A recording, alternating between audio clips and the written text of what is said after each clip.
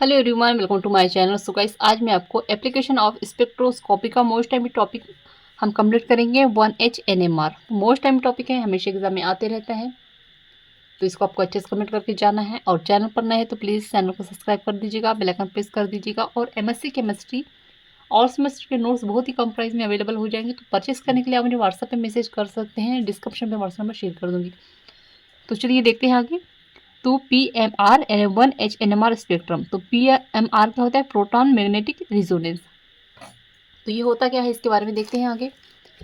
तो कह रहा है कि हाइड्रोजन न्यूक्लियस से प्राप्त होने वाला NMR स्पेक्ट्रम या NMR या PMR स्पेक्ट्रम कहलाता है। ठीक है, क्या कह रहा है कि हाइड्रोजन के जो न्यूक्लियस से प्राप्त होने वाले जो NMR होते, न्यूक्लियस मैग्नेटिक रिजोनेंस, ठीक है, स्पेक्ट्रम या NMR या PMR स्पेक्ट्रम कहलाता है। ये किससे प्राप्त होता है? हाइड्रोजन न्यूक्लियस से। जब प्रोटॉन को मैग्नेटिक एरिया में रखा जाता है तो वह एनर्जी का अब्जॉर्प्शन करके लो एनर्जी लेवल से हाई एनर्जी लेवल में चला जाता है।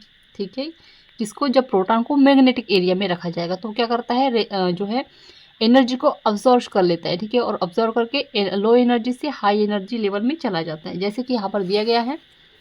इसको आप इसके साथ एग्जाम में लिख कर आएंगे। इस सिचुएशन में स्पेक्ट्रम में एक सिग्नल उत्पन्न होता है। ठीक है, जैसे कि आप ये देख सकते हैं। आगे देखते हैं। इक्विवेलेंट प्रोटॉन्स किसी कंपाउंड के वे प्रोटॉन जिनका इलेक्ट्रॉन इनवायरमेंट समान होता है तुल्य प्रोटॉन कहलाता है। इनमें से सभी केवल एक PMR सिग्नल देते हैं। ठीक है, आगे देखते हैं। अब नॉन इक्विवेलेंट प्रोटॉन्स, यदि किसी कंपाउंड में अनेक प्रकार के प्रोटॉन हो जिनका इलेक्ट्रॉनिक इन्वॉल्वमेंट अलग अलग हो तो उन्हें अतुल्य प्रोटॉन कहते हैं। इनमें से प्रत्येक एक PMR सिग्नल देंगे। PMR सिग्नल की संख्या अतुल्य प्रोटॉन की संख्या के बराबर होती है, मतलब कि जितने PMR सिग्नल देंगे उतनी ही इसकी संख्या होगी।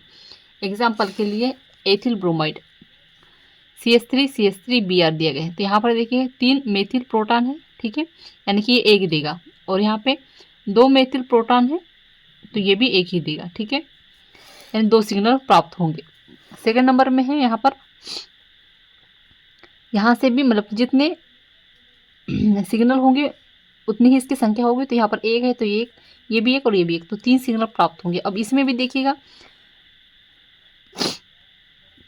यहाँ पे A और B है, तो A B में 2 प्रकार के प्रोटॉन हैं। ठीक है, तो ये क्या होंगे? 2 सिग्नल प्राप्त होंगे। थर्ड नंबर में देखिएगा ABC, तो ABC 3 प्रकार के प्रोटॉन हैं। ठीक है, ये तो यहाँ पर 3 PMR सिग्नल प्राप्त होंगे। आगे देखते हैं।